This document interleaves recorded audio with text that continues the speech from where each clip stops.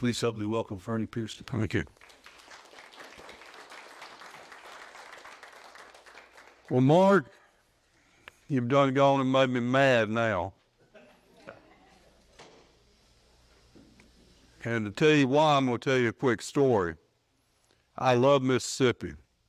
I didn't like the first time I was exposed to Mississippi because as Army Reserves, I was sitting out at Camp Shelby in the middle of nowhere, and I'm a judge advocate general lawyer, and they didn't need any lawyers at summer camps. For 2 weeks, I sat in a tent doing nothing. But going back there later, trying a utility rate case representing the government's the government's consumer interest my last year in the Army, I got some good catfish, man. I love some good catfish. I went down there in December, had some more catfishing. What you just did right now reminds me of a story about 2 old boys sitting out on a Friday night with nothing to do, and they're sitting on the curb. You know how it is. One fella says to the other, "What do you want to do?" The other fella said, "I don't know. What do you want to do?" And he said, "I don't know. What do you want to do?" And that went on about 30 minutes. What do you want to do? What do you want to do? And finally, one of them said, "I know. Let's talk about things we like to eat." So the first fella got up and said, "Catfish, collard greens, and cornbread." Well, the guy sitting on the curb jumped up and hit him upside the head, knocked him flat out on the pavement. And the guy laying there looked up and he said, "What'd you hit me for?" He said, "'Cause you didn't leave me anything to talk about." You not left me anything to talk about, Mark. And you too, Melissa, that was your quote up there, no product, no project. What am I going to talk about now for 20 minutes? Well, I could tell you lawyer jokes. I can go on about 20 minutes with lawyer jokes. When I first started in economic development, former Senator and Commerce Secretary Jim Boyhill had a lapse of sanity and let me come in as Assistant Secretary for Economic Development. I didn't know what economic development was, but I'm a good learner and I listen, and I had some wonderful people working for me. That's where I got my first exposure to economic development. But when I went out there among the economic developers in the state, you could just feel it, that they thought, "Oh God, a lawyer in charge of economic development? Good Lord, what is this going to be?" And you could just tell they were nice on one level, but you could tell there was a little bit of hesitation there about me. So I learned that as I went around speaking to groups, if I told a lawyer joke or two, it broke the ice, you know?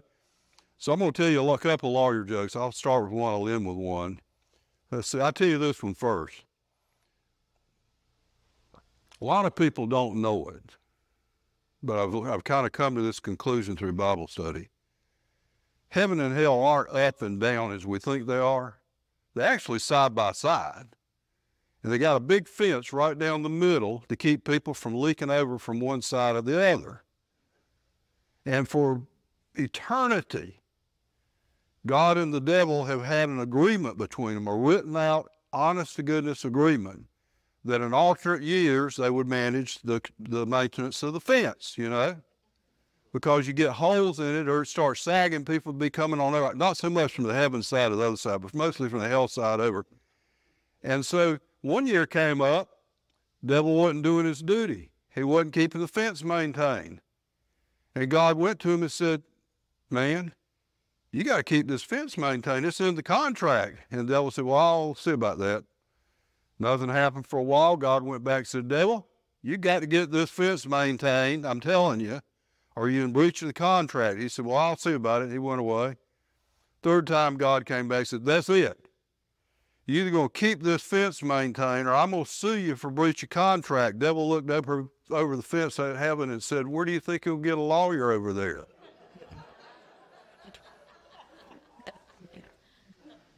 Okay. Well, I'll repeat a lot of what Mark says since he stole my thunder, but we'll go on through it. The first, and I'm going to preach on this real hard all through this, because I wanted to get you excited about the potential in Jacksonville Onslow if you'll get the product you need to be successful. Melissa, you stole my thunder too. No product, no project. It's that simple. The way I put it, you just got to have it. You got to have it. Let me tell you what I mean here. Any given year it varies, but generally, the projects that come to the state looking for a location require an existing building. Why is that? Number one, it reduces the risk. With all respect, anytime you build something, there's risk of delay, risk of problems, all that stuff. If the site hadn't been evaluated, you've kept all sorts of risks there. Contamination, wetlands, all et cetera. Existing building reduces the risk. But a big reason is this: companies are time sensitive. At our law firm, and I've got a separate economic development consulting group called Sanford Holzhauser Consulting, we represent companies looking for sites. And they can tell you how much money they're losing every week or every month they're not in operation. They're counting it down. So the quicker they can get into operation, the better. So what we normally call shell buildings, I've come up with a new term because I think it is more fitting, economic development ready buildings. You can get started quicker. You don't have to build it from the ground up. You got the walls and the ceiling, maybe a dirt floor, maybe you can go ahead and put in the concrete. But you can get in there and put HVAC. You can finish out the electric you need for your production. You can finish out the office, and you're in business. Instead of probably, help me, Melissa, probably 12, 13, 14 months to build a building in that range. You're in business now in 2 to 3 months, something like that, if you're finishing out an existing building. So at any given moment in time, from year to year, the people at EDPNC will tell you that about 70, 80% of the projects that come to this state want an existing building. So, what did Mark tell you? Stole my thunder. You get a lot of RFP requests, but if you don't have a building, you're out of the market for 70, 80% of the projects, period. You're out of the market. I helped Sheetz put their distribution and commercial kitchen facility in Burlington. I love Sheetz. I am a Sheetz freak. If I've got a choice on filling up with gas at one place or another, I'll drive as long as I can till I get to a Sheetz. I'll eat breakfast at Sheetz a lot. It's not great, but it's good. But if I want a shirt, I don't go to Sheetz. They don't have shirts, right? If a company wants an existing building and you don't have a building, you don't get looked at. Who's in retail? Anybody here in retail business or have been? Anybody?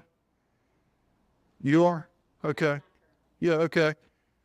How do you do sales? You got to get traffic coming through. Not everybody's going to buy something. But if you don't have traffic coming through, you're not going to sell anything. So folks, like Melissa said, no product, no project. I'm going to steal that, by the way. I'm going to claim it as my own and not give you credit, but I'm going to steal that. You're not going to get the projects. Now, you're doing good. I'm going to go ahead and flip on through. We're going to talk about different product. You're doing good. You got some business parts to sell. Get another one or two, by the way. Companies used to come to town when I was at Commerce. They'd come into town, be with you 3 or 4 days, use up all your time, drink all your liquor, take them out for a big steak. Some of them want to go out and be entertained, you know, all that stuff. Now they're in and out of here 6, 8 hours. So the more product you've got to show them, the more chance they'll come here. If you've got 2 parts, that's good. If you got 3 or 4, you got more property to show them. If the county next to you's got one, there's nothing wrong with that. If you can get them here, more chance you'll land them. So you're doing pretty well on business parts. It used to be when I was at Commerce, a company would come and put a facility in a soybean field. They don't do that anymore. They don't do that anymore. Am I moving around too much for you? Okay, I'll try to stand still. It's hard to do. Now they want a business part that's shovel ready. I'm only watching this. I can talk for a long time, guys. I can talk longer than you want to listen to me, let me tell you that.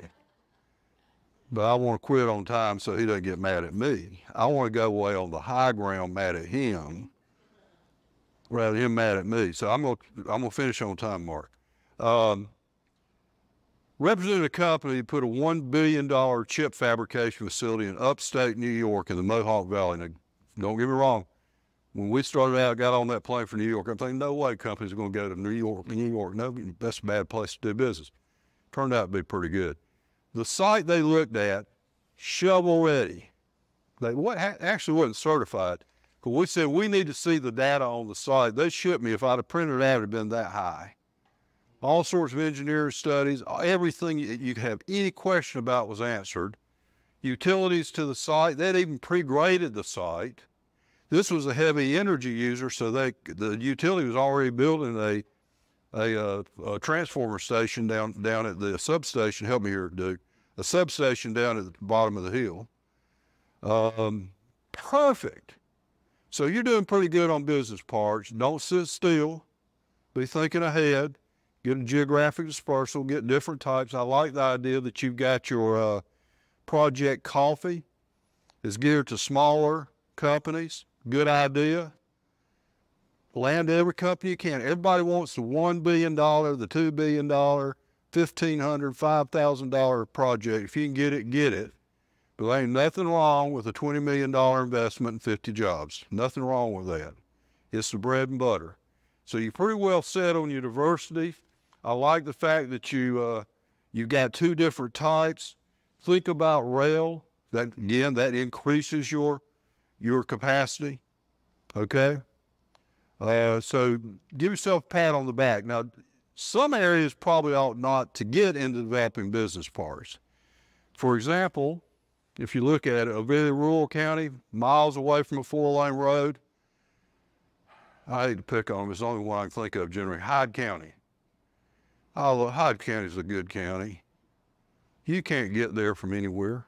They're not going, unless it's a chicken egg laying operation that needs to be away from people because it's kind of messy. They're not going to get anything. There's no point in building a business park. They ought to focus on alternative strategies for economic development, aquaculture, mariculture, things that you can do in that county. They got something to do, but business parks probably not. Probably if you live in Mecklenburg or Wake County, you ought not to do it. The public sector entities should not be competing with private sector. There's plenty of business parks there.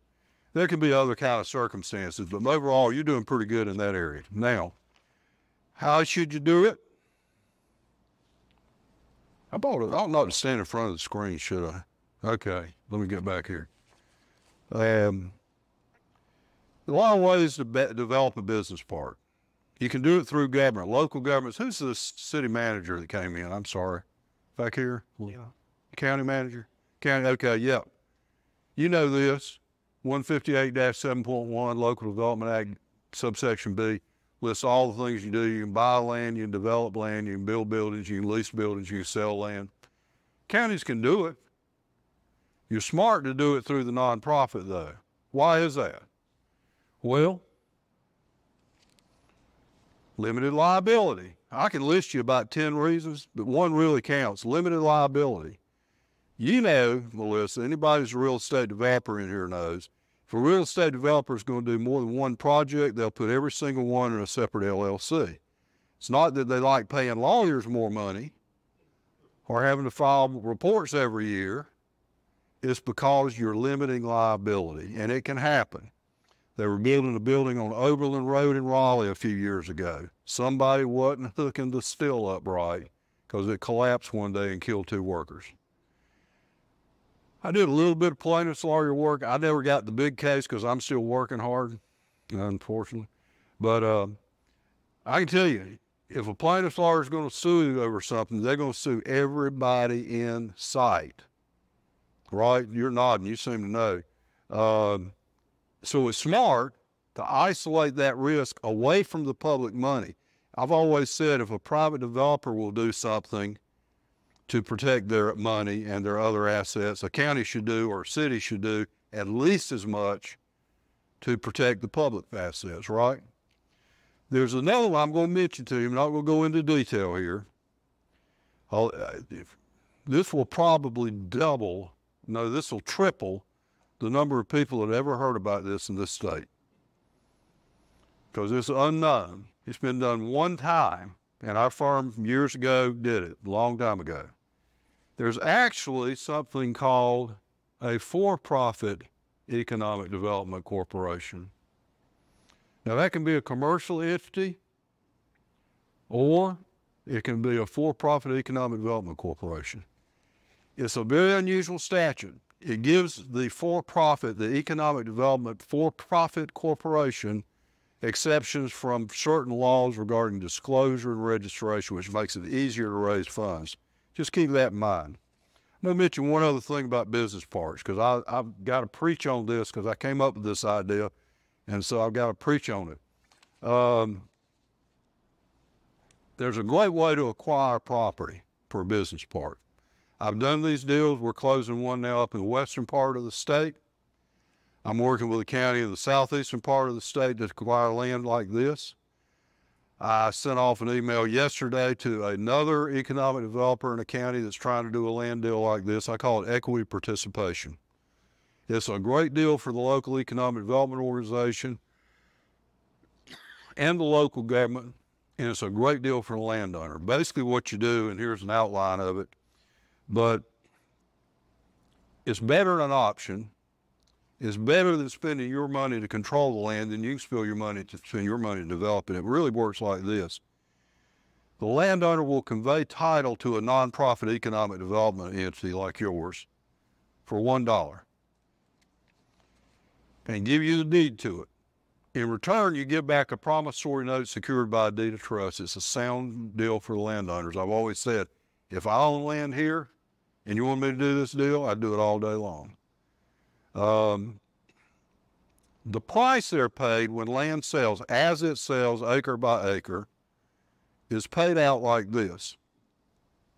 They get the base price of the property, that is the price it was at before it was improved, at the time they conveyed title, plus a share of the equity your nonprofit creates in the property by the development effort. That's the way private developers make money.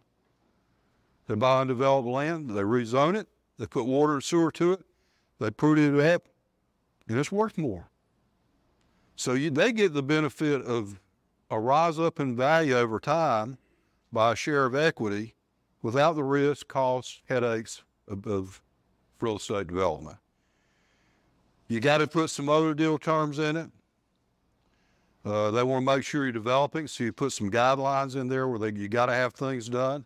But here's the sweet spot of the deal. Your nonprofit owns a share of the equity.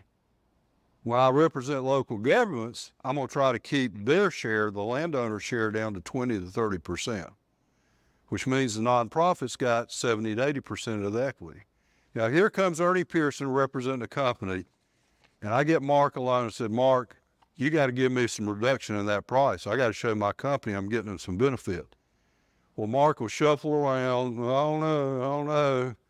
And then he can say, well, okay, we'll mark it down from $30,000 an acre to $20,000 an acre. And it does create $10,000 of value an acre for my client. But you know what? It's like money in the air. It's no money out of pocket. He's giving up some of his equity. This is a great deal. Keep it in mind. If you want to talk about that later on one of your option deals, we'll talk about that. Now, keep in mind, too, this is something I created a few years ago. I came up with this idea. Being a local government lawyer, I started thinking, how can we do multi-jurisdictional industrial parks in this state? Some states like South Carolina passed a constitutional amendment and passed statutes to do it. We got the statutory authority. We got it. Local government can develop business parks, right? So that means two local governments can do it.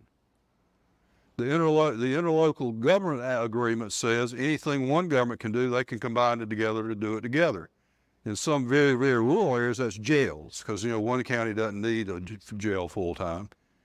And then also they can contract with a private entity that's Mark's nonprofit to work with them on it.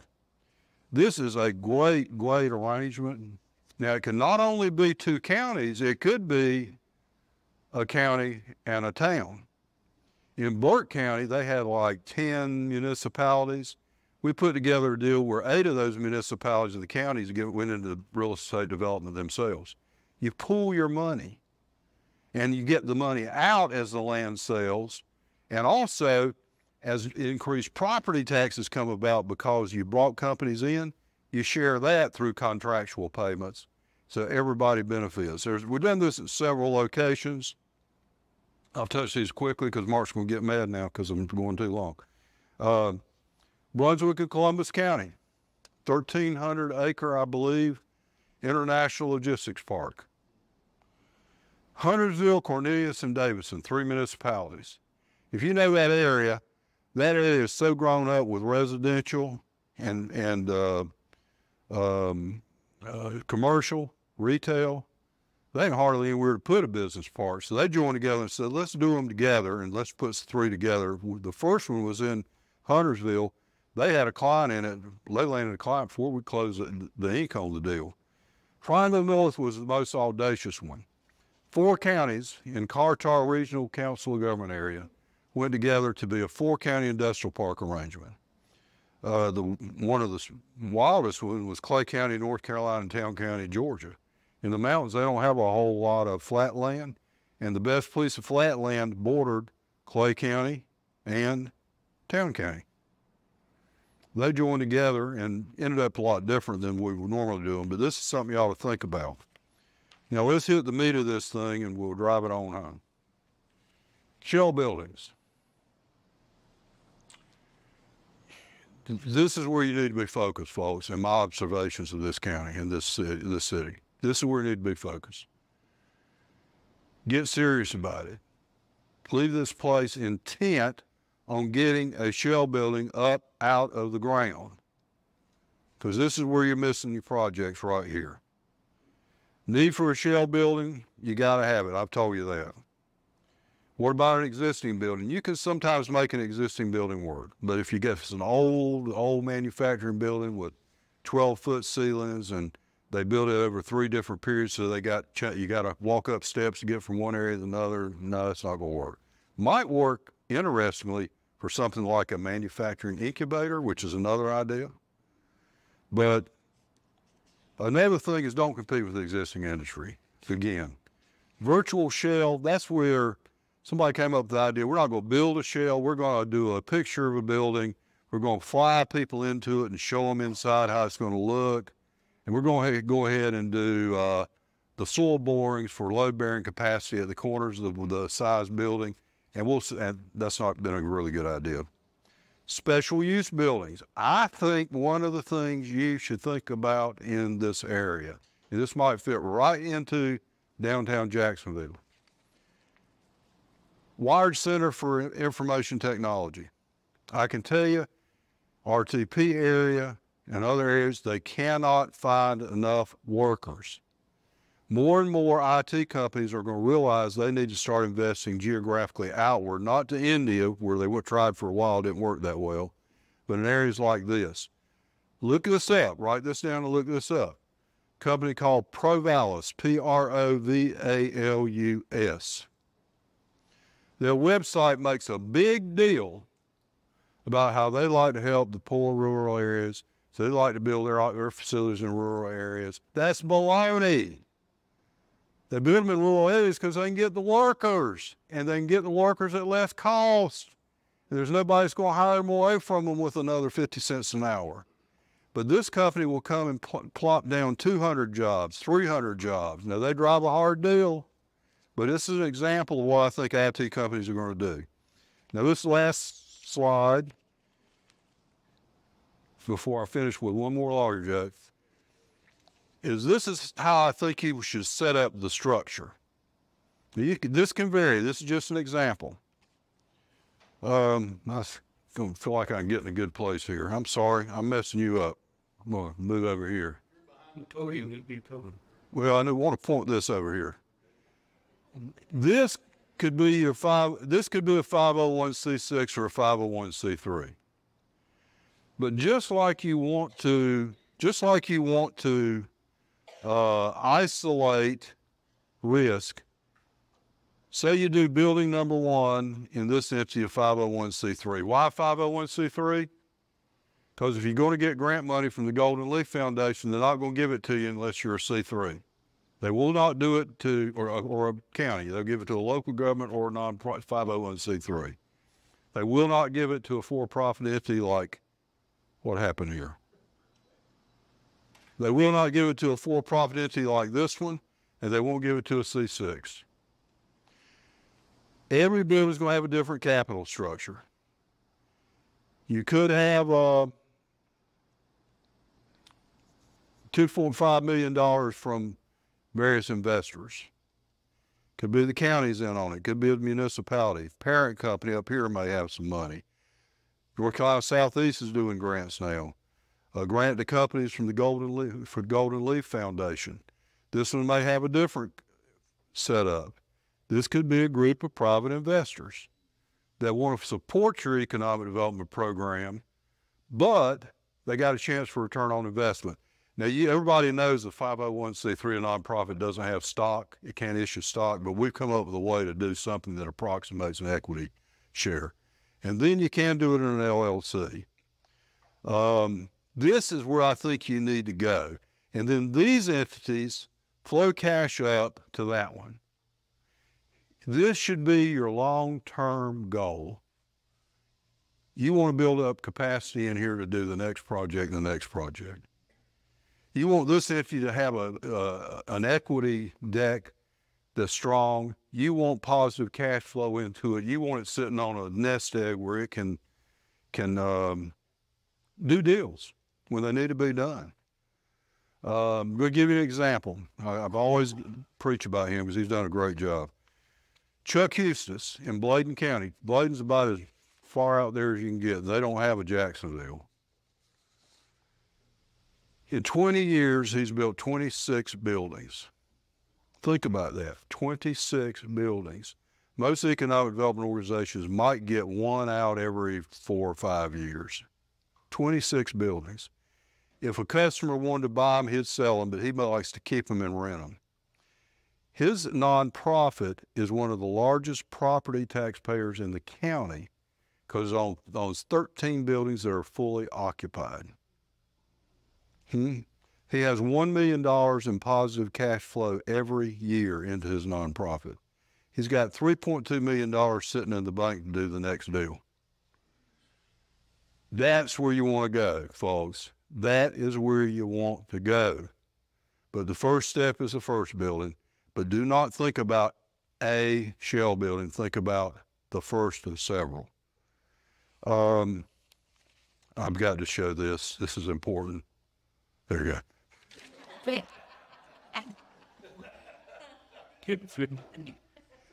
You didn't think I wasn't going to self-promote myself? Okay. Look, folks, you're doing good, okay? Mark's got you going in the right direction. You folks are on the board. Get excited, folks. You folks that are in leadership positions in this county, get excited about the potential. You saw how many referrals he had up on the board. It's one thing to have a referral. It's another thing to get them to come here. One more quote, then one more lawyer joke. Years ago, our consulting group chaired or facilitated annual retreats for the economic development program in Wayne County 3 years in a row. I think the second or third year, the economic developer there at the time said, we want you to bring somebody from Commerce Department, now it's EDP&C, to tell us what we're doing right and what we're doing wrong. And I talked to her coming down, she's a good friend. I talked to Donna Phillips, who used to be with Duke Energy from this area of the state. And she was the first one to speak. I can quote you exactly what she said. She said, last year, I brought 22 companies to Wayne County. Now, folks, this was years ago. Might even be more now. I brought 22 companies to your county, and the only reason I brought them is you had product to show them, period. That's where it's at. We're going to take some questions in a minute. We'll tell you one more large day. Old Sam passed away, and right before he passed away, He got his doctor, minister, and lawyer in the room with him. He said, well, I don't care what they say, but I'm going to take my money with me. And I'm going to take it with me, and I'm going to give you each $100,000. And when you come by my coffin for your last respects, I want you to slip that money up under me, okay? I'm going with my money. Well, the minister came up and paused, hand on the coffin. All three of them came by. Afterwards, at the wake, finally the minister's conscience got the better of him. He said, well, I must confess that I did go by and I thought about it, but you know, Sam used to have such a strong feeling for this particular mission work, so I could not see that money just going to waste. I gave it to this mission work nonprofit for him in his name. And that relieved the doctors. He said, well, gosh, I'm glad you said it, 'cause I got to say that he died of cancer. And I couldn't see that $100,000 going to waste, so I didn't slip it in the coffin. I gave it to the cancer research, and that's, I think, where the brother would have really wanted if he'd have been in his right mind. Well, the lawyer was mad. He said, I cannot believe you did that. As for me, when I walked by, I slipped up underneath him my personal check for $100,000. Is that good? Did I get you good, two more good jokes? Okay. All right. Don't go telling your lawyer and getting him mad at me. Questions, comments, please. He only gets, I mean, how did they start that? He will tell you he kind of stumbled along. He made some mistakes along the way. But it was a combination of things. For example, you got an entrepreneur sitting right here. There's entrepreneurs coming out of military all the time. This guy walked into his office one day, had hair down to his behind. He says, you know, my wife and I have been selling AR-15 parts out of our trailer we live in and been making good money. We want to assemble the whole rifles. You got anywhere we can start our business? He said, yeah, we'll put you in this bay right here in this building we just built. Guy went in there. He is the third largest seller of AR-15 rifles in the country. He's a multimillionaire. He used to buy his rifle barrels. It takes an expensive sheen to tool the barrel, and it makes it on rifles. He's had 5 entrepreneurs come in to start their businesses and spin out as millionaires. He's also he just landed Vulcan Air. Y'all heard that project. He's going to build him a building to suit and lease it to him. So he kind of stumbled along. Now here's the deal. He set the pattern. Now you don't have to stumble along. But it's really remarkable. There's a lot of extremely smart economic developers in this state. Nobody's figured out how to do what he did. It's just so unique. That's a good question, Terry. The Chuck is over to come over and work with us and actually share some of that knowledge so we don't trip over things people. So again, a commercial statement. I'll be very candid with you. He and I formed a company called Building Prosperity LLC. I told you I'm an entrepreneur. And we will assist counties in putting these deals together like that. In fact, Monday afternoon, we got a meeting with the county to kick off their shell building effort. Yes, sir. Point number 2 there. Yeah. It's really not what it kind of looks like in regards to a combination of any private legal or investor loan versus, say, municipal money or whatever, because all right, the reason out there, but black economic development. Yeah. Get a little into the weeds. Yeah. Yeah. Real estate. So let's say maybe in percent, if it was 60% private money versus 40%. You seem to me, have you seen the examples of what was more in the private side? Yeah. Yeah. It can work that way, or it can be less, or it can be not at all.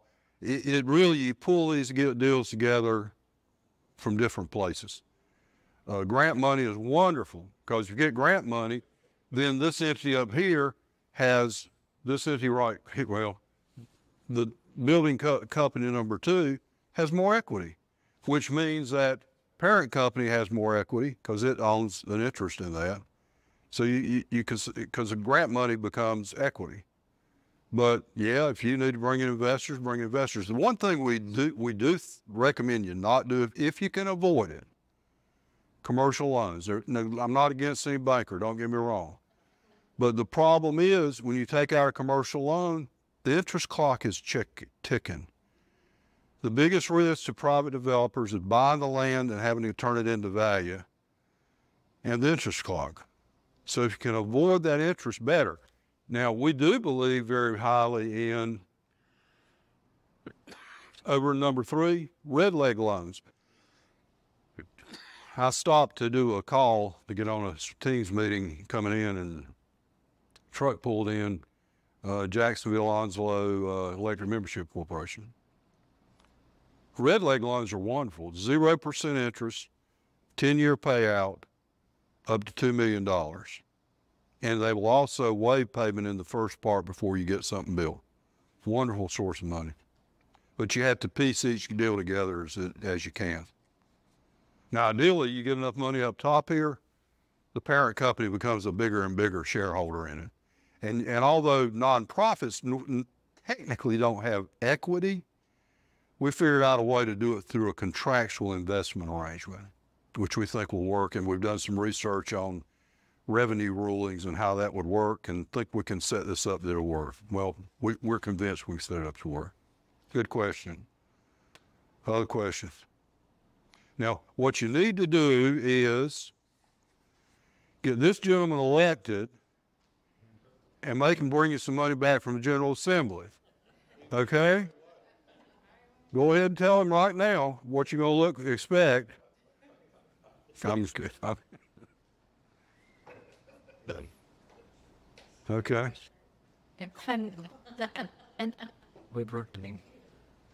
Ernie, keep a more time with information, and really appreciate you sharing your experiences with us.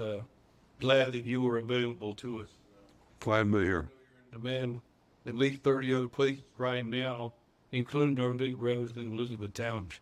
So we appreciate it all more. All right, sir. Thank you. Appreciate it.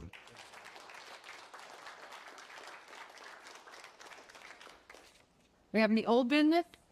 Moving on. Any new business? Or any new business? Young man. Okay. Any comments, questions, anybody before we adjourn? There is plenty of food, plenty of beverage. We don't need to go anywhere. You know, place to go. Last person is left, so networking is encouraged. Yeah. And Teresa and I, neither one of us brought me.